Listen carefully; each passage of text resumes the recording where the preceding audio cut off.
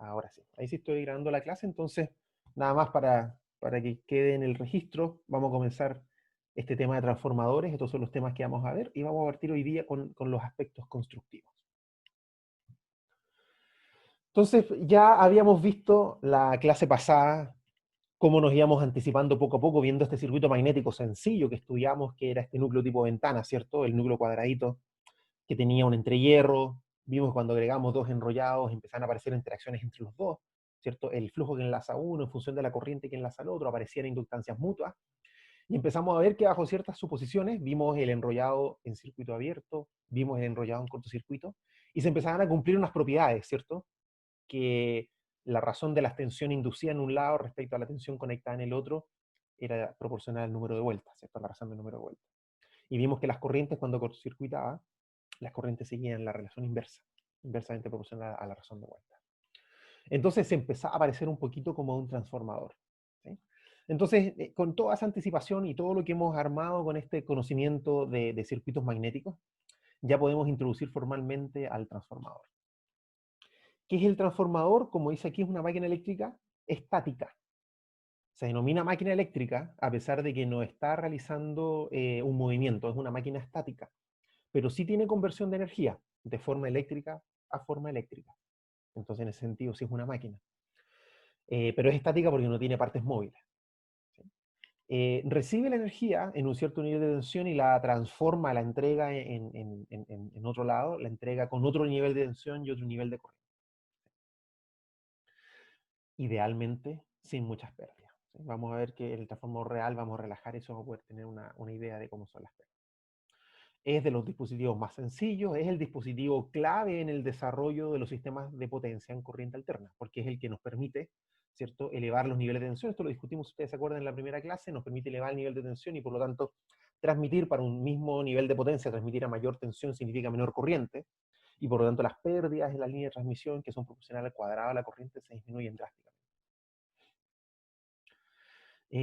Permite, como dice aquí, que la transmisión sea más económica, la generación también puede ser más económica porque uno puede construir generadores que por construcción es muy complejo hacerlo en alta tensión, pero uno lo puede construir en tensiones medias o bajas y luego con el transformador conectarlo a las líneas de transmisión.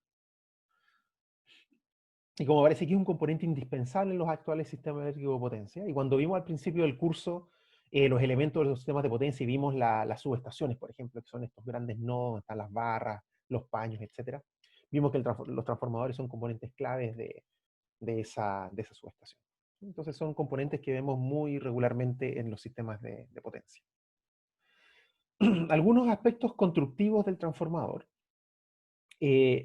Típicamente, el transformador nosotros identificamos dos grandes componentes que en la jerga más coloquial se conoce como el fierro y el cobre, que corresponden, por supuesto, el fierro corresponde al núcleo y el cobre corresponde a los enrollados. Y se los denomina de esa forma en la jerga más coloquial porque son los materiales con los que típicamente se han construido a estos transformadores. El núcleo lo hemos estudiado bastante ya en el curso por el origen del transformador como circuito magnético.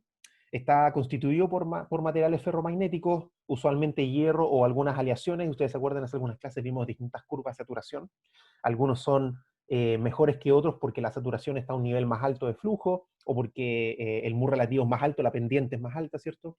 Entonces, típicamente hay materiales que son mejores y esos son los que tendemos a utilizar nosotros en los circuitos magnéticos, por lo tanto también en el transformador.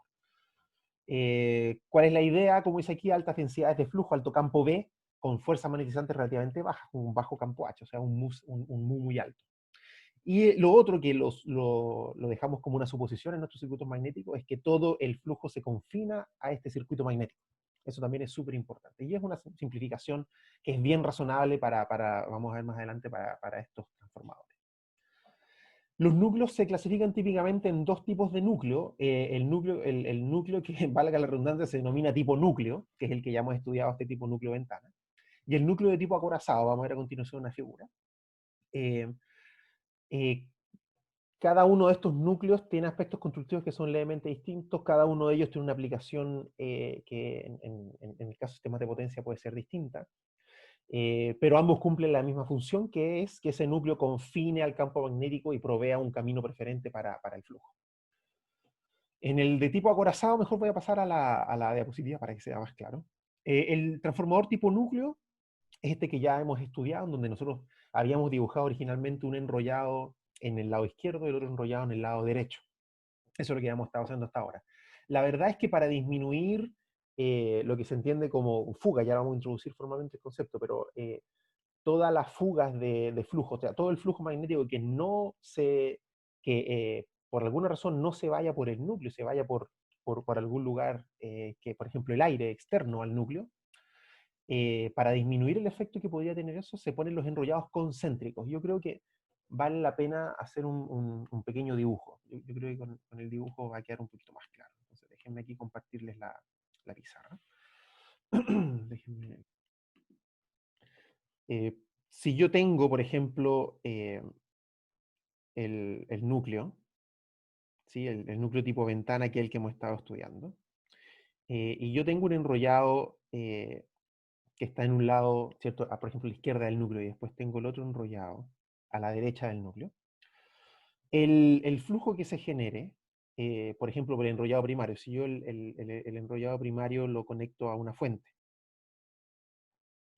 el flujo que se produce entonces, potencialmente el flujo, si el núcleo es un buen material, entonces un camino preferente para el flujo, nosotros esperaríamos que todo el flujo se confinara al núcleo, pero puede eventualmente ocurrir que parte de ese flujo, en vez de circular por el núcleo, circule por fuera del núcleo y, por ejemplo, cierre, ese campo cierre por el aire. ¿Sí? Eso puede ocurrir. ¿Qué es lo que pasa con eso? Que entonces el flujo que está enlazando esta segunda bobina no va a corresponder al total del flujo que se generó producto de la fuente conectada en la bobina del lado izquierdo. Sí, porque parte se está cerrando por el aire. Entonces, una solución que es muy sencilla, en el cual yo no elimino completamente el problema, no elimino completamente el problema del flujo, va a seguir existiendo flujo que se va a escapar. Pero si yo tengo el mismo tipo de núcleo ventana nuevamente, y yo pongo un enrollado acá,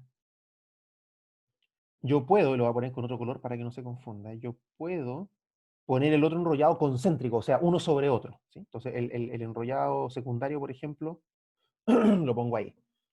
Los dos enrollados uno sobre otro. ¿Qué es lo que generó con eso? De que si el primer enrollado, el que está en línea negra, ¿cierto? Genera un flujo que no está perfectamente confinado, sino que hay parte que efectivamente, que aquí en color rojo vamos a dibujar, se está cerrando por el aire. De todas maneras, como la otra bobina está en la misma ubicación, la bobina verde, ¿cierto? Ese enrollado también va a capturar el mismo flujo, porque están concéntricos. Claro, la probabilidad de que parte de ese flujo se vaya y no ya nos metemos en algo que es mucho más difícil de que ocurra. Pero en principio el que yo ponga los enrollados concéntricos uno sobre otro me va a permitir que todo el flujo que genera una bobina sea enlazado por la otra. ¿Sí? Por lo tanto, con eso evito que esos flujos que no se cierran por el núcleo puedan generar una pérdida y que parte del flujo no sea capturado por la otra bobina. ¿Sí? Entonces los enrollados concéntricos son una práctica bien común en los transformadores. En todos los circuitos magnéticos en general, los enrollados concéntricos muchas veces se prefieren, pero en el caso particular de transformador son bien típicos. Entonces déjenme volver ahora a la diapositiva. Profe, Sí, pregunta. como en la vida real, constructivamente, ¿cómo funciona eso? Porque van a haber dos cables que tienen que estar enrollados ahí mismo por la conductividad eléctrica, tienen que estar con aislación. ¿Cómo Sí, funciona eso? por supuesto que tienen que estar con aislación. Cada enrollado se aísla con algún material aislante. Para bajas tensiones puede ser papel, papel con resina, algún material epóxico. Se pueden ocupar distintos materiales. Papel es bastante típico, la verdad, para bajas y medias tensiones incluso. Se pone un enrollado, se cubre con una capa de papel. Se pone el siguiente enrollado, se cubre con una capa de papel. Eventualmente podría haber un tercer enrollado, se vuelve a cubrir. Entonces con eso yo Ah, ya, aseguro que cada uno de esos enrollados no interactúa entre sí, o sea, que no haya contacto entre los conductores porque tienen que estar aislados unos del otro. Está más adelante en las diapositivas también, ahí lo vamos a conversar, pero además el enrollado mismo tiene que ser de un conductor que cada espira esté aislada una de otra, si no las cortocircuitos se pierde el efecto de n vueltas. Entonces también ya, tiene que haber aislación entre cada una de las vueltas. ya. Bueno. Profe, otra consulta. Sí, alguien, Disculpa, no, Danilo. sí, no Dale, sé no. quién Ya, estaba. adelante, no, no hay problema. Ah, ya. El enrollado verde no tendería a inducir la misma, o sea, no se tendería a inducir la misma corriente que el original, ¿Por porque en qué? un transformador lo que nosotros queremos es cambiarla. Sí, pero es que acuérdate que es función del número de vueltas. El enrollado verde no tiene por qué tener el mismo número de vueltas que el enrollado negro en el dibujo que habíamos hecho Ya, recién. Entonces perfecto. no tienen por qué compartir la misma corriente. ¿Sí? Gracias. Comparten el flujo. Por supuesto que tienen que compartir el flujo, pero no comparten la corriente, porque eso depende, va a ser función del número de vueltas. Va a ser función de la carga también, pero eso ya viene más adelante. Ujú. ¿Alguien más tiene una pregunta? Sí, profe, quería preguntarle sobre cosas de como el tamaño de la ventana, porque me imagino que por la forma de la reductancia, si hacemos que el hoyito de la ventana sea lo más chico, va a bajar la reluctancia, pero si fuera muy chico, no estarían como el, el campo magnético cuando va en la dirección hacia arriba, como que se puede contrarrestar con la que va hacia abajo cuando está en la otra como rama, que cuando se acerquen mucho. ¿Puede pasar algo así? ¿Existe como algún efecto? Tú dices si es que esta longitud, por ejemplo, de la pierna Sí, superior o inferior fuera muy pequeña, entonces tuviera una exacto, ventana muy angosta. claro, claro. No, en principio no hay ningún problema porque el campo, o sea, si tu material ferromagnético es muy bueno, todo el campo está confinado al núcleo. Ah, ya, y no tengo que considerar ese tipo de cosas No entonces. debería haber ningún problema. Uno podría construir un transformador con un enrollado en este lado y un enrollado acá arriba también. En realidad yo podría poner el enrollado donde yo quisiera, siempre y cuando el flujo que enlaza una bobina sea el mismo que enlaza la otra, Mm, ¿cierto? Es la única, en principio, la única restricción. Hay transformadores que tienen núcleo toroidal también, que aquí no aparece, pero un núcleo ujú, tipo ventana, pero en vez de que el camino sea aquí un cuadrado o un rectángulo, es un círculo. También existen núcleos toroidales ya, que también se utilizan. Y ahí da lo mismo donde tú lo enrolles, ¿cierto? Se sigue utilizando el mismo concepto. Si son concéntricos es mejor porque cualquier fuga la enlazan ambos enrollados. Pero es independiente de la ubicación e independiente, en principio, de la geometría. Lo más importante de la geometría, finalmente, es el largo medio del camino, que eso sí es importante, en el caso de que haya reluctancia, ¿cierto? El largo medio es importante. Y la sección, porque la sección va a determinar la magnitud del campo B para un H dado, ¿cierto? Entonces, para una fuerza magnetomotriz, si la sección es muy pequeña, B va a ser muy alto, entonces podría haber saturación. ¿Sí? mm, Entonces, más bien tiene que ver con eso, más que si yo hago el núcleo más angosto, ¿sí? Eso no debería influir. Algo importante es que las dimensiones no pueden ser extremadamente pequeñas porque puede que los enrollados no entren, pero eso ya es un aspecto constructivo distinto, de que ujú, esta ventana no puede ser extremadamente pequeña y que los conductores se estén tocando, ¿cierto? Si yo pongo un aislante entre medio podría ser, y de hecho muchos transformadores, y qué lástima que no estemos de manera presencial y no tengo un transformador para mostrarles, pero los transformadores, por ejemplo, de tipo núcleo como esto, efectivamente uno construye estos enrollados, y si quiere hacer el aprovechamiento máximo de la ventana, puede de que el enrollado que está por fuera, acá el azul, esté casi tocando el otro lado del azul también. ¿Sí? Podrían estar casi tocándose si yo quiero maximizar. Como el dibujo acá a la derecha, que aparece que este otro tipo de núcleo que se llama acorazado, quizás no sé si en el dibujo se ve bien, pero tiene una pierna central y dos piernas laterales, y los enrollados van concéntricos acá en la pierna del medio. ¿Sí? En este caso no están concéntricos, sino que están alternados. ¿Sí? Un enrollado arriba, uno abajo, y aparecen ahí repetidos, ¿no? Como alternados. Pero aquí se está haciendo el aprovechamiento máximo de la ventana del núcleo, la ventana que queda abierta, porque el enrollado ocupa todo ese espacio. Si yo hiciera el núcleo más largo, ¿cierto? Por ejemplo, lo expandiera hacia los lados, ¿cierto? De manera horizontal, podría haber un espacio aquí vacío, pero en realidad no ganaría mucho, salvo de que el largo medio podría ser un poco más grande. Pero después vamos a ver que en las simplificaciones del circuito magnético, si este material tiene un mu muy alto, da lo mismo el largo medio, su reluctancia se desprecia. Entonces ya tampoco importa el largo. Entonces uno hace el transformador lo más compacto posible porque es más económico. ¿Sí? No sé si con eso respondí la pregunta, Danilo. sí, perfecto, profe, gracias. Entonces, estos son los dos tipos de núcleos que predominan, los que se denominan nuevamente, ahora de redundancia, de tipo núcleo, que son estos de tipo ventana, como el que ya hemos visto. Y los otros son de tipo acorazado, en el cual yo tengo esta forma como doble ventana. Hay una cosa que quiero hacer hincapié que quizá es interesante, que por simetría este núcleo, si la pierna central tiene una sección A, ¿cierto? En, no sé, milímetros cuadrados, centímetros cuadrados.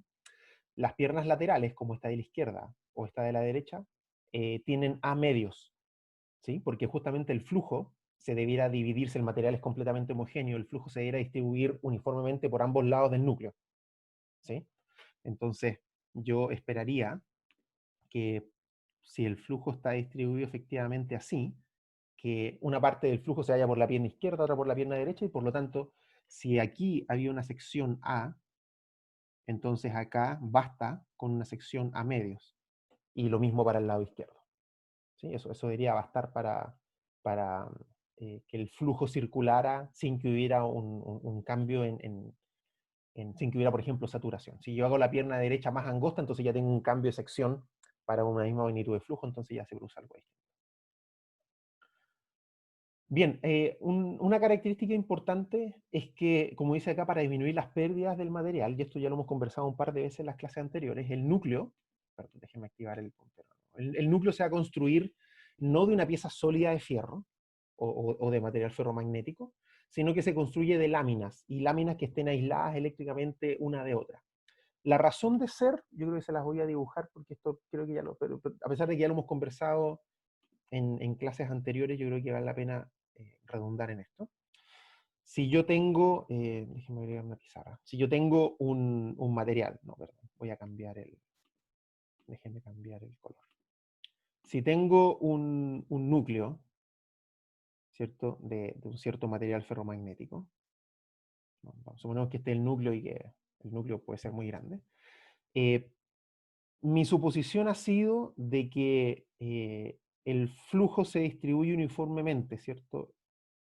A través del material. Sin embargo, habíamos conversado que existe un mecanismo de pérdidas en el fierro, en el cual puede ocurrir, bajo la aparición de ese flujo, pueden aparecer corrientes circulantes dentro del material, porque el material, si bien es un buen material con buena permeabilidad magnética, típicamente también es un buen conductor, entonces aparecen corrientes circulantes. Las corrientes que circulan van a ser función de la dimensión del núcleo, y en la medida que el núcleo tiene mayor sección, las corrientes que pueden circular ahí circulan con mayor facilidad. Entonces, una forma bastante típica de mitigar ese problema es que yo el núcleo, en vez de fabricarlo de una pieza sólida de material ferromagnético, yo lo fabrico de varias láminas. ¿Sí? Varias láminas, disculpen el dibujo que es pésimo, hay un dibujo más bonito más adelante en las diapositivas. Pero se construye de varias láminas, cada una de esas aisladas eléctricamente unas de otras, por ejemplo, se le agrega un barniz o algo así. El material ferromagnético todavía va a poseer la característica de que va a ser un camino preferente para el flujo, entonces el flujo se va a distribuir uniformemente en todo el núcleo, pero la diferencia es que ahora las corrientes circulantes van a estar confinadas solamente a una sección pequeña en cada una de esas láminas. Eso reduce drásticamente las pérdidas que pueden ocurrir en ese núcleo, y es una muy buena medida, muy típica medida para, desde el punto de vista de la construcción de un transformador, minimizar las pérdidas del núcleo. ¿Okay? Déjenme volver ahora a la diapositiva. Creo que viene un dibujito más claro más adelante.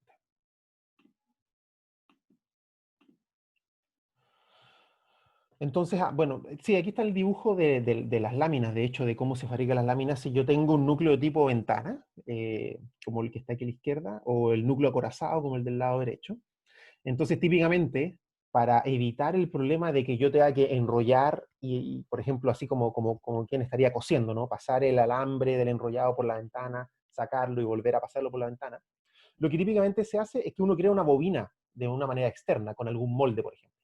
Creo una bobina, la enrollo primero, y después la inserto, ¿cierto? La inserto, por ejemplo, en una pierna del núcleo. Luego agrego la lámina cruzada, y con eso termino de cerrar el núcleo, ¿cierto? Con eso creo la ventana. ¿Qué es lo que hace entonces típicamente? Es que yo tengo varias láminas, por ejemplo, con la forma de U, porque se parece a la letra U, E, I, o C, E, I, o las láminas E, I en el caso de acá, como la forma de una E y la forma de una I. Y lo que hago yo es que entonces primero enrollo mi bobina y después voy metiendo todas las E. y las hago calzar, ¿cierto? Con el enrollado. Voy metiendo todas las E, las hago calzar, y después pongo todas las I por otro lado y de alguna forma lo sujeto con algún abrazadera externa o algo así. Eh, Típicamente las láminas en realidad se van alternando. Entonces pongo toda una lámina por arriba, la otra E por abajo, la otra E por arriba. Me encantaría tener un transformador de verdad para mostrarle porque tenemos uno que se puede desarmar. Pero yo voy entonces intercalando las láminas y mi bobina la construyo fácilmente afuera primero. Luego creo el núcleo, lámina por lámina, alrededor de esa bobina, básicamente.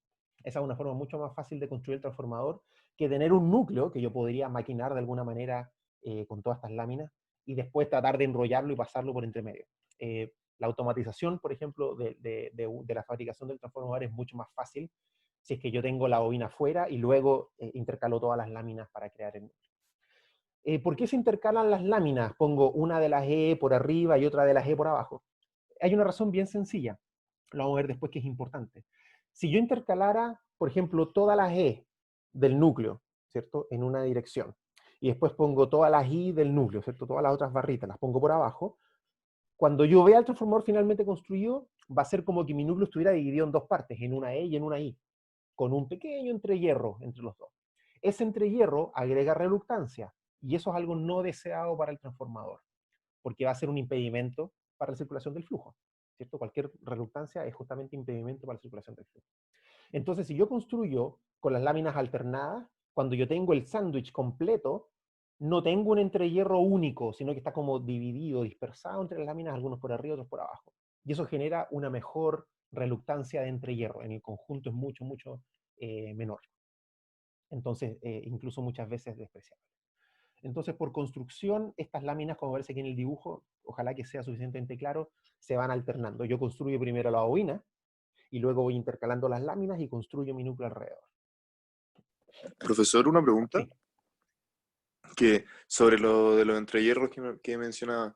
Los entrehierros es cuando se tiene un espacio perpendicular al camino de flujo magnético en el núcleo. Pero ¿qué pasa cuando uno tiene un espacio, un entrehierro también, pero que es paralelo al flujo magnético? No sé si me explico. Sí. Eso no es inconveniente. De hecho, por ejemplo, si tú miras ahora al núcleo, en vez de mirarlo de frente como ahora, lo miras de lado, ¿no? Con todas las láminas, ¿cierto? Entonces tu núcleo en realidad es un conjunto de núcleos que están separados por una pequeña capa de aire, ¿cierto? Ese sería como tu núcleo. Sería un Sí, sándwich de sí. distintas láminas. Ese en el conjunto va a presentar un camino preferente para el flujo cada una de las láminas, y el conjunto, por supuesto, también. Pero el espacio que hay entre cada una de ellas no afecta, no es un entrehierro, porque el flujo no está circulando perpendicular a ese espacio, sino que circula a través. Entonces no se considera como un entrehierro. El flujo no pasa de un medio a otro, no cambia mu, sino que simplemente el flujo se distribuye de manera distinta. Ok, profe, gracias.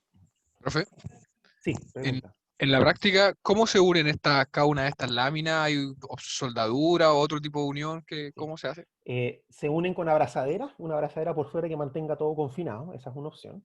Se unen con un perno, por ejemplo, una perforación acá y un perno que atraviesa todas las láminas. Como están alternadas, va a agarrar una I con una E, una I con una E y las Claro. aprieta. O soldadura, efectivamente también se ocupa soldadura. Ya. El problema de la soldadura que hay que tener cuidado es que si yo había aislado cada una de las láminas para disminuir las pérdidas por corrientes parásitas, si yo agrego soldadura, eso me puede agregar eventualmente un camino que conecta todas las láminas, entonces se puede perder un poquito el efecto. Si la sección de la soldadura es pequeña, es medio despreciable y no es problema. Ah, ya. Ya. Gracias, profe. ¿Alguna otra pregunta? Súper. Entonces, bueno, hay una explicación de lo que estamos conversando ahora, así que nada más voy a continuar. Bueno, las bobinas, que es la otra parte, ¿cierto? Hablamos por una parte del fierro, que es el núcleo, y ahora vamos a hablar del cobre, que son los enrollados. Estos enrollados también ya hemos usado estos nombres medios intercambiables, ¿no? Bobina, enrollado o devanado. Están compuestos por un material que es un conductor eléctrico. Típicamente se utiliza cobre por sus buenas propiedades. También se utiliza aluminio, es el segundo material más popular. Y estos están, como lo habíamos mencionado por una pregunta anterior, están recubiertos con un barniz porque cada una de las vueltas tiene que estar aislada una de otra, ¿sí? Uno podría utilizar un cobre recubierto, por ejemplo, por un plástico PVC o algo así. Sin embargo, el barniz tiene la característica de que es muy delgado, entonces cada enrollado, cada vuelta de ese enrollado va a quedar muy, muy cerca una de otra. Entonces se evita de que hayan problemas de flujo que escapen entre medio, entonces queda mucho más compacto el enrollado cuando se utiliza barniz. Yo podría hacer un enrollado, por ejemplo, con un de estos alambres que venden para instalación eléctrica, ¿cierto? Que vienen recubiertos con PVC o con algún otro material. Yo puedo efectivamente hacer un enrollado, pero las espiras van a quedar un poquito más separadas, van a quedar menos compactas. Entonces lo que se utiliza preferencialmente es un barniz aislante que recubre al cobre, y ese barniz entonces está presente durante todo el enrollado, y muchas veces se utiliza el mismo barniz para barnizar, valga la redundancia, toda la bobina, y así queda encapsulada, queda como un paquete, ¿sí? Así no se separan las espiras. Entonces una vez que tengo todo el enrollado barnizado, ya ahí puedo empezar a meter las láminas para crear el núcleo. Cada transformador, evidentemente, tiene al menos dos bobinas. Si tengo una sola bobina, lo mejor que podría optar es a tener un inductor, ¿cierto? Pero para que haya ese acoplamiento mutuo, tienen que haber por lo menos dos bobinas. Existe un transformador de más de dos enrollados. Y eso los vamos a ver desde el punto de vista de los sistemas de potencia más adelante. Entonces, como dice aquí, en los transformadores que son de tipo núcleo, como el de ventana, cada enrollado está compuesto de dos secciones que se colocan una en cada pierna. ¿Sí? Con eso seguro yo de que se enlace todo el flujo, están uno sobre el otro concéntricos. Y en los de tipo acorazado, tal como en el dibujo anterior, pueden estar en forma concéntrica o distribuidos, ¿cierto? Paralelos. Una bobina arriba, una bobina abajo, tal como lo habíamos visto en el dibujo anterior. Aquí está un dibujito quizás más bonito del tema de las fugas que ya hemos comentado anteriormente. El por qué se utiliza los enrollados concéntricos, entonces esto ya lo discutimos. La idea es que si el material ferromagnético es muy bueno, todo el flujo se confina a ese circuito magnético, pero en la realidad el material no es ideal y por lo tanto hay flujo que se puede ir por fuera del circuito magnético, ¿sí? Eso se llama flujo de fuga, típicamente, o simplemente le decimos nosotros la fuga, ¿sí? Y entonces este efecto ocurre en la práctica, ocurre en la realidad, y de alguna manera eso debe ser incorporado al modelo del transformador que nosotros vamos a desarrollar en esta clase y las clases siguientes. Entonces es un efecto que vamos a tener bien en consideración. La fuga puede ser minimizada utilizando entonces enrollados concéntricos, y por lo tanto ese problema puede ser típicamente mucho, mucho menor. En cuanto a otros aspectos constructivos del transformador, los transformadores suelen calentarse porque existen pérdidas tanto en el núcleo como en los enrollados. El enrollado, por ejemplo, construido de cobre, tiene una cierta resistencia y por lo tanto ante circulación de corriente inevitablemente tengo pérdidas. Y por otro lado están las pérdidas del núcleo, que son estas pérdidas que vimos dos mecanismos ya. El mecanismo de las corrientes circulantes en el núcleo se minimiza con el núcleo laminado. Y las otras son las pérdidas por histéresis, que si ustedes se acuerdan, los dominios magnéticos no se desalinean, ¿cierto? No se vuelven a alinear como estaban a un inicio una vez que yo los someto a un campo, y en particular cuando este campo es variable. Estoy reorientándolos todo el tiempo y hay una pérdida energética asociada con esa reorientación. Entonces, bajo esos dos mecanismos de pérdidas en el núcleo, más las pérdidas que pueden ocurrir en los enrollados, yo tengo una operación del transformador que eventualmente requiere evacuar esas pérdidas de alguna manera. Esas pérdidas se reflejan, por todos estos tipos de mecanismos, se reflejan como calor. Calor en los enrollados, calor en el núcleo. Y eso genera entonces un aumento en la temperatura. ¿Cuánto puede ser ese aumento en la temperatura? Por construcción del transformador uno puede hacer estimaciones, pero ahí los transformadores se diseñan típicamente con clases de temperatura, que va a operar hasta 100 grados, hasta 120, hasta 150 grados, etc. Y esas son temperaturas que en la práctica los transformadores efectivamente pueden alcanzar. Si yo utilizo un cobre de mayor sección, por ejemplo, un enrollado de mayor sección, puedo disminuir efectivamente la pérdida, pero el costo del transformador aumenta.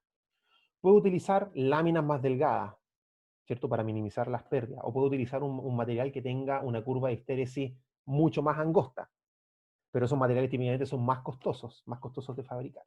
Entonces, cuando uno hace el análisis económico, técnico y económico de un transformador, típicamente hay un trade-off.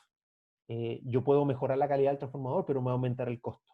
¿Dónde está el punto intermedio? ¿Dónde está el óptimo?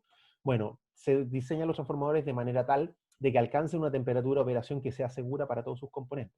Por ejemplo, que la temperatura no afecte al barniz, que la temperatura no afecte a las aislaciones. Ese análisis nosotros no lo vamos a ver en detalle en este curso, no es tema del curso, pero es importante tener en consideración que están estos trade-offs, ¿cierto? Hay que transar durante el diseño del transformador. Entonces las pérdidas son inevitables y yo tengo que hacerme cargo de esas eventuales alzas de temperatura y de cómo evacuar esas pérdidas desde mi transformador. Los transformadores para eso cuentan con sistemas de refrigeración que evitan justamente que yo llegue a temperaturas demasiado altas. Los transformadores están típicamente refrigerados y aislados por algún material, algún elemento. Hay algunos que están refrigerados o aislados directamente por aire, que es el caso de los transformadores más pequeños. Por ejemplo, un transformador que yo utilizaría en mi casa para un electrodoméstico pequeño, baja potencia. Yo puedo construir un transformador en el cual simplemente la convección, el hecho de que esté expuesto al ambiente, va a ser suficiente para que ese transformador se enfríe. Entonces el transformador va a alcanzar una cierta temperatura, pero llega a un equilibrio con el ambiente en el cual todo el tiempo ese transformador está generando calor que se está disipando hacia el ambiente. Pero en transformadores que están sujetos a una mayor exigencia, requiero de alguna forma de refrigeración. Y eso típicamente se logra con transformadores que son refrigerados por aceite. El transformador se sumerge completamente en un medio aceitoso. Ese aceite tiene una inercia térmica que le permite, por ejemplo, que el aumento de temperatura sea más lento, pero al mismo tiempo se hace circular ese aceite por algún sistema de refrigeración, que en general son sistemas bien sencillos como un radiador. Si yo hago circular el aceite por un radiador, igual que un radiador del auto, igual que cualquier otro tipo de radiador como los que ustedes tienen para calentar en la casa, se hace circular ese aceite por el radiador y por lo tanto el radiador ayuda, ¿cierto? Genera un camino para ese calor para poder escapar. Y en un circuito cerrado de aceite, yo hago pasar un aceite frío por el transformador, sale el aceite caliente, lo hago pasar ese mismo aceite caliente por un radiador y sale del radiador un aceite más frío.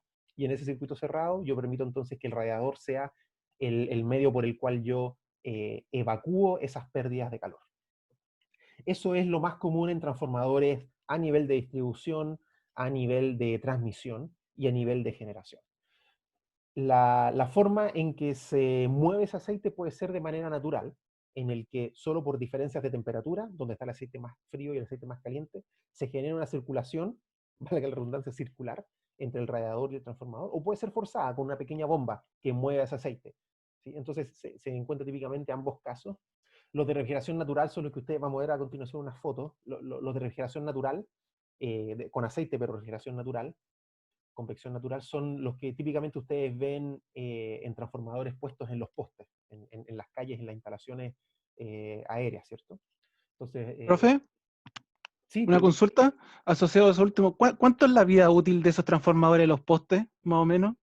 Es una pregunta que no es fácil de responder, porque hay ejemplos de transformadores que han durado 50 años y otros que duran 10. Pero la vida útil de los transformadores tiende a ser muy alta porque es un dispositivo que si se diseña bien, se construye bien y se opera bien, es eterno, básicamente. Así que tiene muy larga vida útil. 40 años o 50 años es bastante típico. Bueno, gracias, profe. Bien, entonces... Profe, sí, otra pregunta. ¿qué aspecto de la construcción de los transformadores es la que lo hacen como susceptibles a que exploten cuando falla algo? Me acuerdo de un video de Nueva York en que explota uno y se ve como una luz azul bien grande en el cielo. Hay que tener cuidado con diferenciar de que durante el espectáculo de la explosión de un poste, ¿cierto? El equipamiento en un poste o una subestación, los fenómenos que producen todo eso como una luz azul, qué sé yo, no necesariamente son del transformador. Cortocircuitos en las líneas, por ejemplo, producen estos como chispazos que uno ve como luz azul. ¿Sí? Y no necesariamente provienen del transformador. Pero efectivamente un transformador sí puede explotar. Lo que hace que un transformador explote es típicamente una operación a una condición para la cual no estuvo diseñado, que puede ser, por ejemplo, un cortocircuito. Y ahí lo que sucede es que ustedes ya vieron que si yo tengo un cortocircuito, se puede generar una corriente que debe oponerse al flujo que estaba imponiendo el otro enrollado, ¿cierto? Eso lo vimos en la clase anterior. Y esas corrientes pueden llegar a ser extremadamente altas. Extremadamente altas. Entonces lo que puede suceder ahí es que simplemente una corriente extremadamente alta en un enrollado lo destruye. ¿Sí? Y lo que empieza a suceder es que durante la destrucción yo puedo generar cortocircuitos entre espiras lo que genera que cada vez la resistencia sea menor y por lo tanto el efecto de disipación sea cada vez mayor y la temperatura aumenta rápidamente. El aceite puede entrar en combustión a pesar de que se diseñan transformadores con aceites que sean ignífugos, ¿no? Es la palabra correcta, si no me equivoco. Pero a veces eso también es inevitable, y lo otro es que eso puede afectar al otro enrollado, donde quizás no está el cortocircuito, pero comienza a aumentar la temperatura, la aislación falla, etc. Es un proceso bien complejo que puede ser como en cadena, en que fallan varias etapas dentro del transformador y eso puede terminar en la explosión. Pero es típicamente porque el transformador estuvo sujeto a una operación para la cual no estuvo diseñado. Y para eso los transformadores se protegen. Pero protección vamos a ver más bien hacia el final del curso. Perfecto. Bien, Profesor, una entonces, consulta. sí, Bastián. Cuando mencionó estos transformadores que van como en las calles arriba, ¿estos no tienen que ir como alternando la pega con otro transformador como para que descansen en algún momento o algo así? No necesariamente, a pesar de que todos los sistemas eléctricos se construyen con algún grado de redundancia, justamente por si falla un componente que yo pueda seguir operando al sistema. Eso de hecho se llama criterio n-1. Tengo n elementos, falla 1, n-1, mi sistema debe seguir funcionando. Para eso lo que se hace es que las redes eléctricas tienen más de un punto desde el cual, por ejemplo, yo puedo conectar un cliente final. Entonces, si yo estoy conectado a un transformador y ese transformador falla, me puedo cambiar al siguiente transformador. Y eso es lo que pasa cuando se corta la luz en un vecindario, explota un transformador, llega la compañía eléctrica y hace todos los movimientos, seccionamientos, reconexiones necesarias para que ustedes queden conectados a otro transformador, por ejemplo. Pero, perdón, ¿cuál era la pregunta, Bastián? No, es que como hablaba de esto de que tienen que tener como un sistema de refrigeración, llegué a pensar de que tal vez el sistema no era como que enfriaba completamente el aceite, por ejemplo. Cierto, sí. Entonces como que... No, de hecho, los transformadores se diseñan, los transformadores que van a operar en distribución, por ejemplo, se diseñan para operación continua, de manera de que a plena carga, sujeto a un ambiente con ciertas restricciones de temperatura, ¿cierto? Temperaturas que varían día, noche, verano, invierno. Bajo esas condiciones, el transformador opera al 100% de su potencia, nunca alcanza una temperatura superior a la que fue diseñado. Entonces, eso, de hecho, los equipos, incluso algunos electrodomésticos lo dicen, si son diseñados para operación continua. Un caso que quizás ustedes puede que hayan visto, una aspiradora. La aspiradora tiene un motor, y la aspiradora en el manual, si no lo han visto, léanlo, pero dice que debe ser usado, por ejemplo, por 15 minutos, y después tiene que descansar 45 minutos. Eso significa que si yo lo uso más de 15 minutos, es probable de que la temperatura que se alcanza adentro sea más de la temperatura para la cual se diseñó y puedo tener un problema como una falla. Los transformadores, como les digo, típicamente están diseñados para operación continua. Hay ciertas excepciones, por ejemplo, hay un transformador dentro de un horno microondas, y el horno microondas se diseña para que opere a lo máximo, no sé, 15 minutos continuos. Entonces ese transformador se puede diseñar de manera tal de que alcance su temperatura máxima en 15 minutos. Si sigue operando más de 15 minutos, podría alcanzar una temperatura que lo destruya, pero como por diseño va a funcionar solo máximo 15 minutos, entonces no debería haber problema. Pero los transformadores para redes de distribución están diseñados para operación continua, porque el sistema de potencia funciona continuamente. Gracias, profe. Bien, ¿alguna otra pregunta? Bien, avancemos a lo siguiente porque quizás es importante mencionar que también existen otros transformadores que no están sumergidos en aceite, que también son de medianas potencias, como los transformadores secos, en donde hay un sólido, por ejemplo resina, en el cual yo sumerjo al transformador entero en resina, y esa resina también me da una inercia térmica que me permite soportar, por ejemplo, una explosión en donde la temperatura se va a elevar lentamente, y la misma resina en su superficie me permite ir evacuando a ese calor que se va generando. Pero eso en general son transformadores de uso especial, y quizás el otro extremo son los transformadores esta tecnología más reciente que está aquí, que son los que están sumergidos en un gas. En un gas aislante, como por ejemplo el SG6, que lo mencionamos, que se usaban para extinguir los arcos en los interruptores, ¿se acuerdan? Eso lo vimos en las primeras clases. Yo puedo sumergir a un transformador en ese mismo gas, es un gas que es un buen aislante y por lo tanto yo puedo construir un transformador de altos niveles de tensión, que en principio requieren una aislación muy compleja, los puedo construir de manera más compacta si es que yo los aíslo con un gas que fuertemente extingue los arcos, que básicamente quiere decir que son fuertemente aislantes esos gases. Entonces también hay tecnologías que utilizan esos gases para construir el transformador, y el mismo gas se utiliza al mismo tiempo como aislación. Se puede hacer circular el gas a través de un radiador, etc. Entonces tengo aquí algunas figuras, algunas fotos para que se entienda de lo que estamos hablando. Este transformador de acá al lado derecho arriba es el típico transformador que yo les mencionaba se encuentra en las instalaciones de redes de distribución. Ustedes lo van a ver que acá tiene un radiador, ¿cierto? Así que se alcanza a ver en la figura, se ven como varios tubos, ¿no? Varios tubos que van conectados entre la parte superior e inferior del transformador. Estos transformadores se aíslan refrigeran de manera natural. El aceite va a circular naturalmente desde la parte más fría a la parte más caliente. Como el transformador está todo el tiempo calentando ese aceite, va a haber un punto caliente siempre dentro del transformador. Y el aceite va a circular, ¿cierto?, desde la parte más caliente hacia la parte más fría, y eso va a ser a través de los tubos, que es por donde yo estoy enfriando el transformador. Entonces el aceite circula, no rápido, circula lentamente, pero circula dentro del transformador, permitiendo esta refrigeración natural. Como les decía, este es el más típico que uno va a ver en los postes afuera en la calle. El transformador de acá abajo a la derecha es un transformador de tipo seco. Nosotros en el laboratorio de energía, por ejemplo, tenemos un transformador de aislación para el laboratorio completo, que es un transformador de tipo seco, y se ve muy parecido a este que está aquí en la foto. El de acá arriba a la izquierda es un transformador mucho más grande. Ustedes ven la envergadura por la aislación, ¿cierto? Es de mucho mayor tensión que el de acá. Este transformador es enfriado por refrigeración forzada con aceite. Entonces tengo bombas que van a hacer circular el aceite dentro del transformador, y eso me va a permitir evacuar esas pérdidas de calor. Finalmente, aquí abajo a la izquierda está un transformador que está aislado por gas. La construcción se parece mucho a lo que ya hemos visto de los interruptores que están también utilizando este tipo de gases. Parece una instalación que fueran puras tuberías, pero en realidad adentro están ubicados los enrollados del transformador. Bien, ¿alguna pregunta hasta acá? Yo creo que es un buen momento que hagamos una pausa, son las 11, podemos hacer una pausa de 5 minutos y después volvemos con el tema de transformadores ideales, si les parece. Así que voy a dejar aquí en la pizarra una nota de que volvemos, son las 11 en punto, volvemos a las 11:05. ¿Sí? Voy a dejar aquí en la pizarra.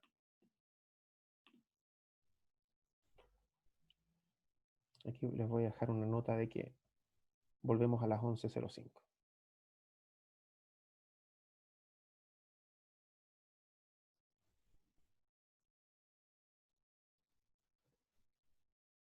Súper. Yo me quedo de todas maneras acá si hay alguna consulta. Mientras tanto, me quedo terminando el café.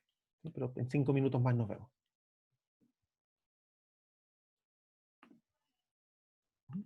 Y voy a sacar la pizarra para que continuemos con la clase. Déjenme volver a compartirles acá la diapositiva.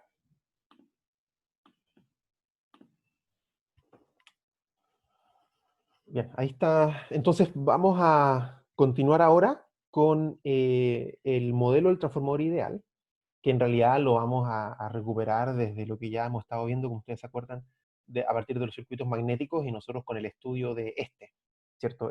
Uno de los más sencillos que hemos visto. Ustedes vieron la clase auxiliar, uno se puede poner súper creativo con los circuitos magnéticos, pero incluso con este tan pequeño y tan sencillo, que era un núcleo con dos enrollados, de ahí vamos a obtener el principio de funcionamiento del transformador ideal elemental.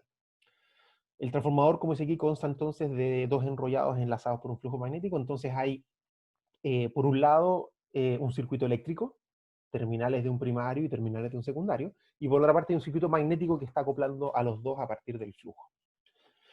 Uno de estos enrollados siempre se va a denominar como el primario, y que es el enrollado al cual típicamente yo le conecto una fuente de alimentación o lo conecto a un sistema que lo alimenta. Ese se denomina típicamente primario. La mayor parte del flujo que se produzca por el hecho de que el primario esté conectado a esa fuente, a partir de la ley de Faraday, entonces va a ser enlazado por el secundario, que es el otro enrollado, en el cual se va a inducir una tensión por la existencia de ese flujo. Y por supuesto que es una condición absolutamente necesaria de que ese flujo sea variable en el tiempo.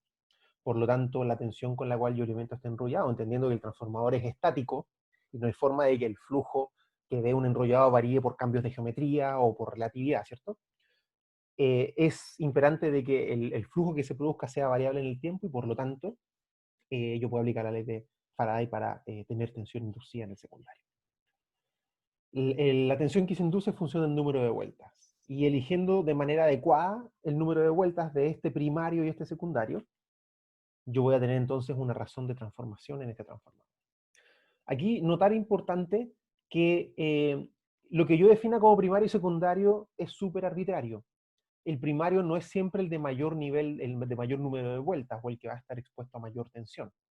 Podría ser todo lo contrario, el primario es el de menor tensión o el de menor número de vueltas.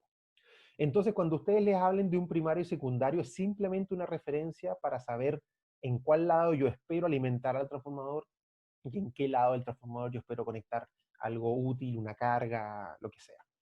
Pero es súper arbitrario. Si yo les hablo de primario y secundario, no les estoy diciendo nada del número de vueltas, ni de la razón de transformación necesariamente, ni de los niveles de tensión o corrientes que yo voy a esperar en esos enrollados. Es solamente un nombre que se le da a los enrollados para diferenciar entre un lado y el otro. Pero es completamente arbitrario. Entonces eso es muy importante que lo tengan en consideración. La convención de los sentidos y la polaridad de estos enrollados es un trabajo personal para ustedes. Vamos a ver aquí algunas figuras, pero los invito a que revisen esto. Está en detalle, lo vamos a ver aquí de manera muy breve, pero también está bien detallado en las referencias, en particular los libros que Carlos le compartió. Hay una referencia al final de las diapositivas, no la vamos a alcanzar a ver hoy día, pero ya están en el material de curso. Al final aparece en qué capítulo está donde se discute este tema de la convención de los sentidos. Pero si ustedes se acuerdan, nosotros ya hace un par de clases habíamos hablado de que la ley de Faraday la íbamos a simplificar, porque a partir de la ley de Lenz aparecía un signo menos y que nosotros nos íbamos a olvidar de ese signo menos. Eso fue súper arbitrario también. Y justamente tiene que ver con lo que vamos a ver a continuación. Si yo tengo dos enrollados en un transformador y yo defino por convención corrientes que entran o salen de esos enrollados, voy a tener que hacerme responsable de ese eventual signo menos que va a aparecer en función de la corriente, de la dirección en la cual circula, a partir de la ley de Lenz.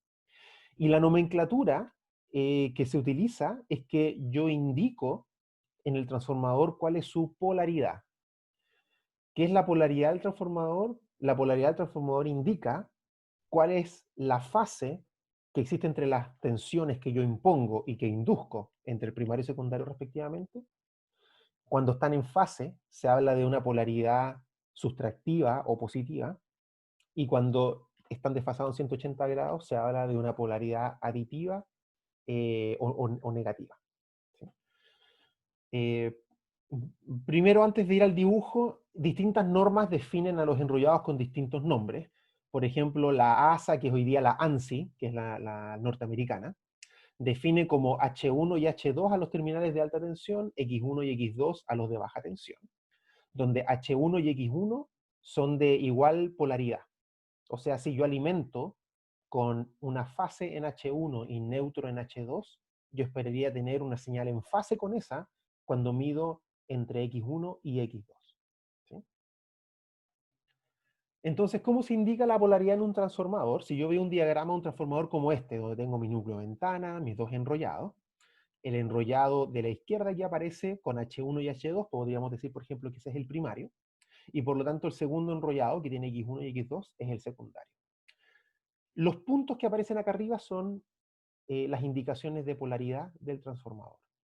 Cuando el punto aparece acá arriba en ambos enrollados, quiere decir que si yo alimento a este transformador por el primario con una tensión sinusoidal, yo obtengo en el secundario una tensión con la misma fase, también sinusoidal. Fíjense que en este caso la corriente entra por el primario y sale por el secundario. Es súper importante eso. ¿Por qué es importante?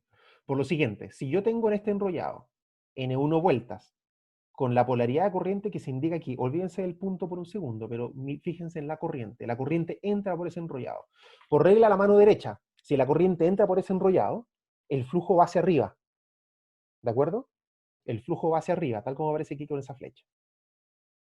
¿Sí? Este enrollado tiene una corriente que sale. ¿Sí? Si la corriente entrara en este enrollado, si la corriente entrara por ese enrollado, por regla a la mano derecha, el flujo va hacia abajo, va en la misma dirección del otro flujo. En ese caso, los flujos se sumarían. Pero no, aquí la corriente va saliendo. Por lo tanto, cuando la corriente sale, el flujo en esa bobina se opone al flujo de la bobina que está acá. Se opone a la del primario. ¿Qué es lo que obtengo yo con esto? Si yo tengo que mi referencia es que la corriente salga de este transformador, cuando yo ocupo la ley de Lenz, la tensión acá inducida tendría un signo menos, que es lo correcto de considerar. Como yo tengo un signo menos, este enrollado hubiera tenido una tensión desfasada, con signo menos, 180 grados. La convención entonces es que yo voy a forzar a que mi referencia sea con la corriente saliendo.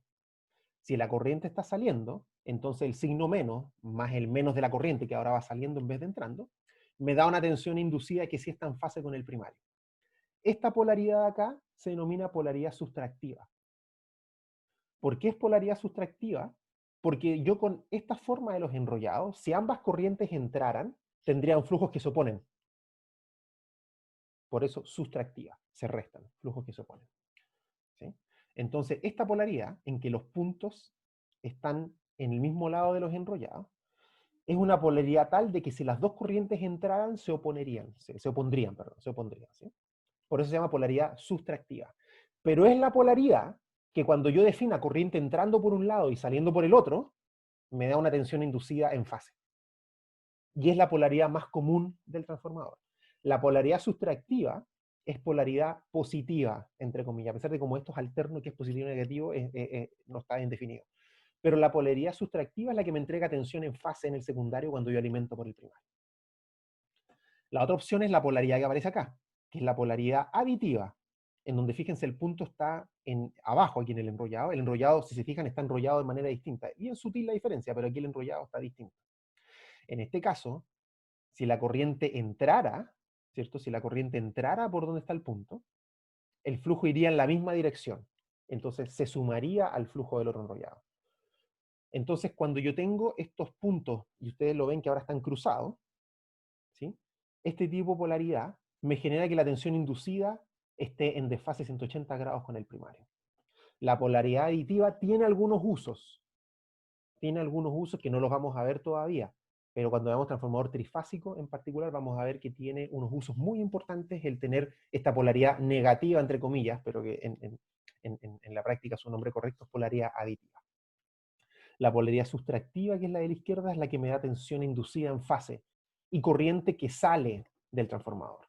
Nosotros los circuitos magnéticos habíamos definido las FMM como los N por I, donde I entraba, ¿sí? Por lo tanto, aquí la FMM, como la corriente sale, tiene un signo menos. Y por eso es que la tensión inducida está en fase con la del primario. ¿Alguna pregunta? Bien. El Yo, profe, transformador... Víctor, sí. que en la figura izquierda, siguiendo la mano derecha de la corriente I2, claro, iría hacia arriba, Hacia arriba. Ambos flujos se pero oponen. el del transformador con polaridad aditiva, Sí. no, también siento que iría hacia arriba, si sigo la regla de la mano derecha. Porque el I2 abajo sale. Sí, está al revés. Sí, perdón, está al revés. Debió haber sido el enrollado idéntico al anterior, pero la corriente saliendo por abajo. Sí, Claro, hay un error ahí en el dibujo. Tienes toda la razón, Víctor. Lo vamos a corregir. Este enrollado debiera ser el mismo, pero con el punto en otro lado. ¿Sí? De tal manera que efectivamente la polaridad sea al revés. Sí, lo vamos a corregir. Sí, perdón. Tiene que ser este mismo dibujo, pero con el X1 abajo y el X2 arriba. Que es como aparece acá, pero el enrollado lo dieron vuelta aquí.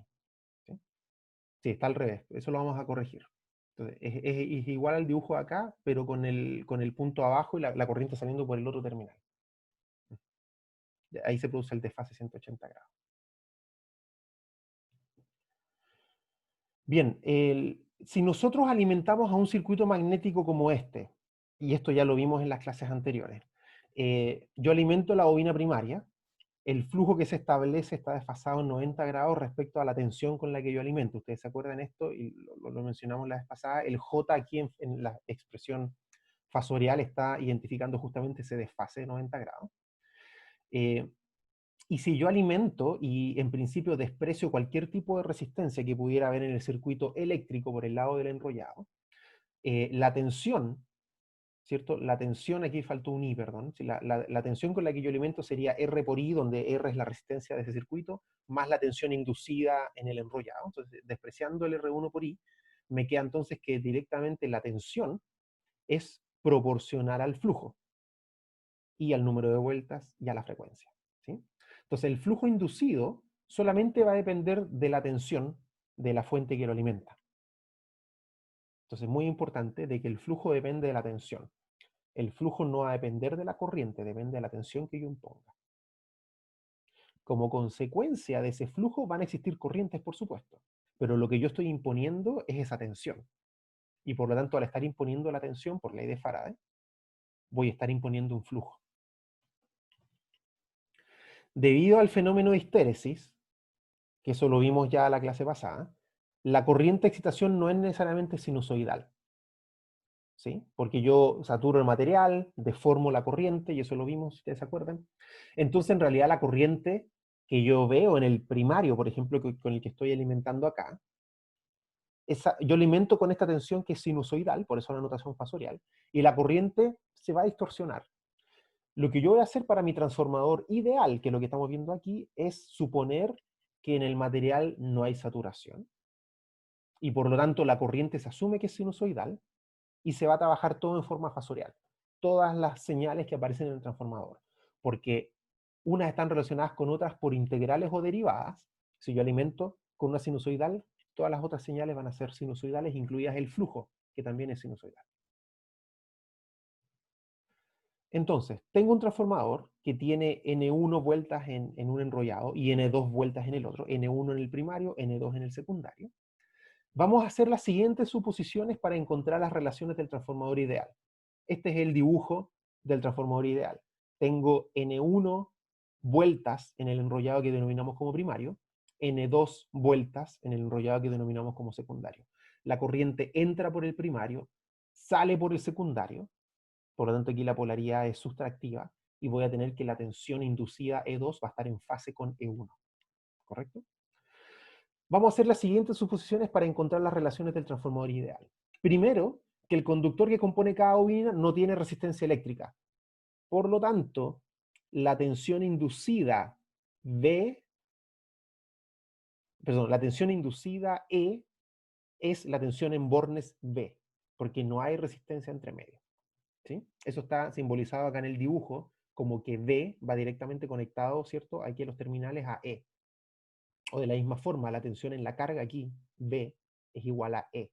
No hay resistencia en los enrollados, por lo tanto la tensión inducida es lo mismo que se ve en los terminales, ¿sí? Esa es la primera suposición. Cada conductor de los enrollados no tiene resistencia eléctrica. Segunda suposición, todo el flujo generado por la bobina primaria es enlazado por la bobina secundaria. O sea, no hay fuga, no hay flujos de fuga. ¿Qué tan buena es esa suposición? Yo ya sé que en este tipo de núcleo, así como está dibujado acá, parte podría cerrarse por el aire, por acá. Yo sé que en la práctica, ya lo vimos aspectos constructivos, yo construyo los enrollados concéntricos, por ejemplo, entonces minimizo ese efecto. Voy a suponer, para mi transformador ideal, que de hecho no existe fuga. No hay flujo que genere el primario que no esté enlazando el secundario. Esa es la segunda suposición. Tercera suposición, no hay pérdidas por histéresis ni corrientes parásitas. No hay pérdidas en el núcleo. Vamos a suponer un núcleo ideal, en donde no hay histéresis, no hay saturación, no hay corrientes parásitas. Ya vimos en aspectos constructivos, yo creo mi núcleo con distintas láminas, las alterno, no hay entre... Entonces yo construyo mi núcleo para que sea lo más bueno posible. Para mi transformador ideal voy a suponer que no hay pérdidas en el núcleo. Esa es la tercera suposición. Y la cuarta y muy importante suposición es que voy a suponer que la permeabilidad del núcleo es muy alta, de hecho tiende a infinito. ¿Qué es lo que significa eso? Con un mu infinito, la fuerza magnetomotriz que se requiere para generar el flujo, el campo B, tiende a cero. ¿Okay? De nuevo con esto es bien importante. Si yo tengo un circuito magnético, en este caso fíjense que en este dibujo no hay ningún entrehierro, es solamente el núcleo. Por lo tanto, toda la reluctancia que aparece en este circuito magnético se debe al núcleo. Si ustedes van a la expresión de reluctancia y ven dónde está el mu está en el denominador. Entonces, si yo tengo que la permeabilidad tiende a infinito, ¿sí? Significa que la reluctancia tiende a 0. Eso significa que la fuerza magnetomotriz que yo requiero para tener cualquier valor del campo B o de phi es 0. Porque fuerza magnetomotriz es reluctancia por flujo. Si la reluctancia es 0, da lo mismo cuanto sea el flujo, la fuerza magnetomotriz es 0. Entonces, ¿qué gano yo con una permeabilidad infinita? Una permeabilidad que tiende a infinito. Lo que gano es que la fuerza magnetomotriz que yo requiero tiende a 0. Eso significa que en mi circuito magnético, cuando existe flujo, no tengo necesariamente una corriente magnetizante que me genere, ¿cierto?, esa fuerza magnetomotriz, porque no la requiero, porque el núcleo tiene permeabilidad infinita. Bajo todas esas suposiciones, estas 4 suposiciones, que son las 4 clásicas suposiciones para el transformador ideal, cumpliéndose todas ellas, yo voy a encontrar un transformador ideal, que es una aproximación del transformador real, pero que cumple con unas relaciones que ustedes en realidad ya conocen. Las vamos a ver a continuación. Teniendo estas consideraciones, el flujo que se establece solamente depende de la tensión, ¿cierto?, que se establezca. No hay una resistencia entre medio. Por lo tanto, B es igual a E. E, la tensión inducida por ley de Faraday.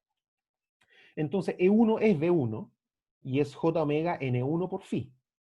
Como todo el flujo es enlazado por el secundario, entonces en el secundario el E2 también es J omega, pero N2 por phi, porque tiene N2 vueltas.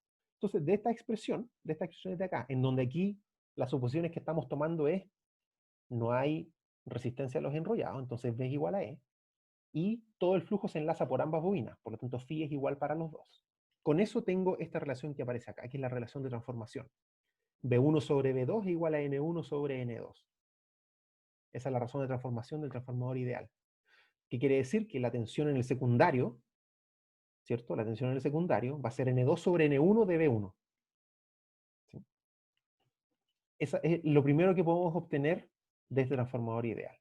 Lo segundo es que si yo hago la ecuación del circuito magnético, tengo N1 por I1 menos N2 por I2 es igual a reluctancia por phi. Como la reluctancia tiende a 0, entonces igual a 0. Esto es porque la permeabilidad es infinita. Si yo no tuviera permeabilidad infinita, aquí tendría igual a reluctancia por phi. Como la reluctancia es 0 con el mu infinito, entonces N1 por I1 menos N2 por I2, las dos FMM, son iguales a 0. Por lo tanto, se tiene la segunda relación, que es que I1 sobre I2 es igual a N2 sobre N1. Son inversamente proporcionales a la razón de vuelta. Yo aquí no tengo un signo menos, acá no tengo un signo menos, en esta razón de transformación, porque acá arriba las fuerzas magnetomotrices van con signo cambiado. ¿Por qué aquí van con signo cambiado? Porque tengo polaridad sustractiva. Eso era súper importante de la polaridad. Si yo tengo polaridad sustractiva, la corriente I2 va saliendo, por lo tanto la fuerza magnetomotriz tiene signo menos, ¿cierto? Va en oposición a la dirección del flujo de la otra. Como tengo signo menos, entonces la razón se cumple aquí sin ningún signo menos. Y 1 sobre I2 igual a N1 sobre N2. Si yo combino ambas relaciones, obtengo que B1 por I1 es igual a B2 por I2. Y esta es primordial para el transformador ideal. Si en el transformador no hay pérdidas y está entrando potencia por un lado, no hay cómo que yo tenga potencia por el otro lado que no sea idéntica a la que entró, porque no hay pérdida. Por lo tanto, B1 por I1 tiene que ser igual a B2 por I2, porque en el transformador no hay pérdida. Entonces, combinando ambas relaciones, yo efectivamente obtengo conservación de energía, que era lo que se tiene que cumplir sí o sí en el transformador. No hay ningún otro mecanismo por el cual yo esté ganando o perdiendo energía, sino sea porque entra por un lado y sale por el otro. Entonces, la conservación de energía se cumple, la obtengo, de hecho, como resultado de ambas relaciones. Ustedes también podrían haber utilizado estas relaciones, B1 sobre B2 igual a N1 sobre N2, utilizar conservación de la energía, B1 por I1 es igual a B2 por I2, y haber obtenido la relación de las corrientes. También es un camino alternativo. Pero aquí lo hicimos de la otra forma, utilizando las 4 suposiciones con las cuales simplificamos al transformador y obtenemos las ecuaciones del transformador ideal, nos entrega como resultado conservación de la energía, que es algo súper esperado. ¿Sí? La potencia aparente entonces se conserva. Eso es súper, súper importante. Bien, hay una propiedad adicional del transformador ideal que es muy utilizada, que se denomina típicamente adaptación de impedancia, se conoce con ese nombre, y consiste en lo siguiente. Yo tengo todas estas relaciones que vimos acá, V1 sobre V2 igual a N1 sobre N2, la relación de las tensiones, y 1 sobre I2 igual a N2 sobre N1, la relación de las corrientes, y V1 por I1 igual a V2 por I2, la conservación de la energía que viene de las dos anteriores. Si ustedes toman, perdón, déjenme volver a este dibujo de acá. Si ustedes toman a este transformador y lo miran desde el punto de vista de los terminales, aquí yo tengo conectada una carga, ¿sí? Aquí una carga cualquiera, no he especificado qué tipo de carga es, pero tengo una carga acá que está sometida a la tensión V2, que consume una corriente I2, y tengo por el lado del primario, de este primer enrollado, tengo una corriente I1 entrando acá con una tensión E1. Si esta carga tiene una cierta impedancia, Z, ¿sí? Podría ser capacitiva, inductiva, resistiva, lo que sea, combinación de aquello. Tengo una impedancia cualquiera acá. Esa impedancia va a cumplir la razón de que E2 sobre I2 o V2 sobre I2 en el transformador ideal va a ser igual a la impedancia. ¿Sí? Ley de Ohm extendida a la impedancia. ¿Cómo se relaciona esa impedancia con la relación entre V1 e I1, que es lo que yo veo en el primario? Resulta que por el hecho de tener estas relaciones, esta impedancia va a aparecer a ojos del primario con un valor distinto, porque tengo justamente la transformación. ¿Cómo lo puedo calcular? Esto no es muy difícil. La propiedad entonces es que si yo alimento a esta impedancia Z2 mediante un transformador con una tensión V1, cosa que la impedancia vea V2, tengo lo siguiente: de la relación de transformación de tensión y de corriente, tengo esta relación de que V1 sobre I1 va a ser N1 sobre N2 al cuadrado por V2 sobre I2. ¿Esto de dónde viene? De que la razón entre V1 y V2 es N1 sobre N2, y que la razón entre I1 e I2 es N2 sobre N1, como aparece en el denominador, entonces aparece N1 sobre N2 dos veces. Entonces aparece esta relación. V1 sobre I1 es la razón de transformación al cuadrado por V2 sobre I2. Bueno, V2 sobre I2 es la relación de la impedancia que está en el secundario, es Z2, entonces Z2. Por lo tanto, la impedancia que yo veo desde el primario del transformador, ese Z1, que no existe, ¿cierto? Porque Z1 es la impedancia equivalente de mi transformador más la impedancia Z2. Pero esa impedancia equivalente Z1 es N1 sobre N2 al cuadrado de Z2. Esto se denomina adaptación de impedancia o transformación de impedancia. Fíjense que el transformador no está incorporando ningún mecanismo de pérdida. No hay pérdida del transformador, es ideal. La potencia que entra por un lado es la misma que sale por el otro. Pero lo que yo puedo hacer con ese transformador, si bien no me introduce pérdida, es que yo puedo transformar la impedancia que yo veo. Por ejemplo, si la impedancia Z2 eran 100 ohms y mi razón de transformación es 10 a 1, entonces yo voy a tener que en realidad Z1, ¿cierto? La impedancia a ojos del primario no va a ser 100, va a ser 10.000. ¿Cierto? Va a ser 100%. Entonces, esta es una propiedad que se puede utilizar muchísimo, por ejemplo, si yo tengo una impedancia que requiero alimentar, que tiene un cierto requerimiento de potencia, pero la fuente de alimentación que yo tengo no cumple ni con la tensión ni con la corriente que requiere esa carga, pero quizás sí cumple con el nivel de potencia. Yo puedo poner un transformador entre medio para transformar esa impedancia a un valor que sea útil para esa fuente. También eso se utiliza en circuitos de audio, por ejemplo, de que yo utilizo transformadores para llevar una carga que puede tener muy baja impedancia a un amplificador que puede tener muy alta impedancia. Entonces yo conecto impedancias que no podrían conectarse directamente a través de un transformador. Entonces la impedancia que yo percibo es Z1. Es decir, este circuito de acá, déjenme poner la pizarra. Este circuito acá yo en realidad lo podría reemplazar completamente por otro circuito cuando yo tengo el transformador ideal. Si yo tengo, perdón, déjenme poner el color negro. Si yo tengo un transformador tengo mi transformador con mi primer enrollado con N1 y mi segundo enrollado, N2. Y yo conecto acá una impedancia Z2 y yo alimento acá con una fuente B1. Yo ya sé que la impedancia que yo veo desde acá, Z1, es N1 sobre N2 al cuadrado por Z2. Por lo tanto, este circuito es equivalente a tener una fuente B1 conectado a una impedancia Z1, donde Z1 cumple esa relación. Entonces, el transformador efectivamente está, valga la redundancia de su nombre, transformando, ¿cierto? Transformo corrientes y tensiones de manera de conservar energía. Aumento tensión, disminuyo corriente. O disminuyo tensión, aumento corriente. Pero yo genero esa transformación y a ojos del primario, la impedancia que yo veo desde el primario tiene ese valor. Tiene un valor que es distinto a la impedancia que está conectada al secundario y está transformada por la razón de vuelta. Entonces eso tiene algunas utilidades y vamos a ver después, más adelante en el curso, cuando veamos la operación en sistemas de potencia que tienen muchos transformadores, de que esta propiedad de poder llevar la impedancia de un lado al otro, ¿cierto? De deshacerme en un circuito equivalente de ese transformador puede tener mucha utilidad. Bien, déjenme volver a las diapositivas.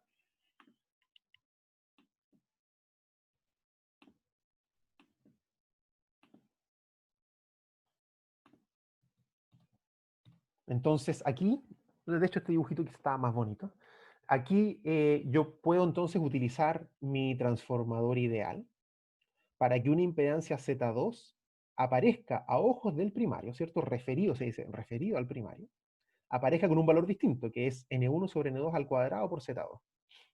¿Sí? Entonces yo puedo llevar las impedancias del secundario, llevarlas al primario a través de la razón de transformación y puedo deshacerme del transformador ideal. ¿Sí? Por ejemplo, acá, en este paso a paso que estoy haciendo acá, mi impedancia en el secundario, yo la refiero hacia el primario con la razón de vueltas, me aparece acá, y cuando me la llevo al lado primario, el lado secundario me queda en cortocircuito. Un transformador en cortocircuito, en realidad me significa un cortocircuito en el primario, entonces como que desapareciera efectivamente el transformador de ahí. Entonces yo me llevo la impedancia desde el secundario con este circuito equivalente, me la llevo al primario, transformada con la razón de vuelta. ¿Alguna pregunta hasta acá? Ustedes probablemente vieron esto de la razón de transformación, lo pueden haber visto en algún curso de circuitos con anterioridad, pero aquí hemos derivado estas expresiones a partir del circuito eléctrico y el circuito magnético del transformador real bajo esas 4 simplificaciones. Lo que nosotros vamos a ver la próxima clase, porque hoy día ya estamos muy cerca del tiempo ya, la próxima clase lo que vamos a ver es el transformador real, en donde lo que vamos a hacer es que vamos a tomar este transformador ideal, que cumple con conservación de energía, que cumple con la razón de vueltas, que permite hacer ¿cierto? Esta transformación de impedancia, ¿cierto? Adaptación de impedancia, llevar la impedancia secundaria al primario. Todo ese transformador ideal, vamos a tomar estas 4 suposiciones y las vamos a ir relajando.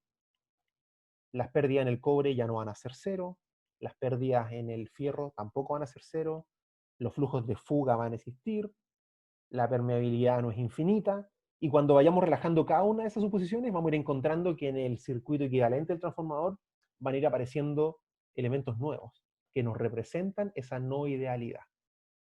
Pero eso lo vamos a ver, la próxima clase lo vamos a ver el lunes. ¿Alguna pregunta?